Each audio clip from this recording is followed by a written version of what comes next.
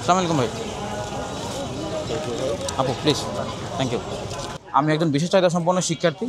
দৃষ্টি প্রতিবন্ধকতা আমাকে সবসময় ফেস করতে হয়। আমি প্রতিবন্ধী শিক্ষার্থীদের একজন প্রতিনিধি। ওই জায়গা থেকে আমি চেষ্টা করছি এই ডাকসু ইলেকশনে ইমপ্যাক্ট তৈরি করার মাধ্যমে, যাতে আমার মাধ্যমে আমার পুরো কমিউনিটিকে উপকৃত করা যায়, এটাই আমার মূল উদ্দেশ্য।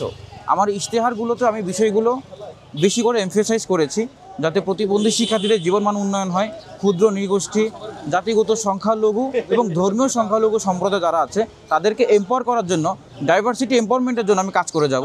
এই ইশতেহার নিয়ে আমি এগিয়ে যাচ্ছি। আর চশমার আইডিয়াটা এসছে কারণ আমার নিজের দৃষ্টি প্রতিবন্ধকতা আছে। তো আমরা আসলে ইচ্ছে করে অনেক সময় অনেক কিছু এড়িয়ে যাই, দেখতে চাই না। আমরা অনেক সময় মনে করি সমাজে হয়তো এই জিনিসগুলো কখনো ফুটিয়ে তোলা সম্ভব নয়, বা সমাজের চোখ বোধে কালো কাপড়ে বাঁধা।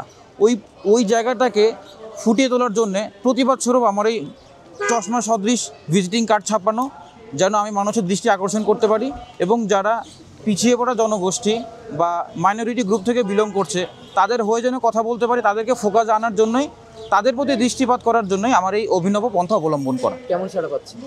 হ্যাঁ, অনেকেই বিষয়টা দেখে বলছে খুবই ইউনিক এবং অনেকে পছন্দ করছে, আগ্রহ নিয়ে দেখছে।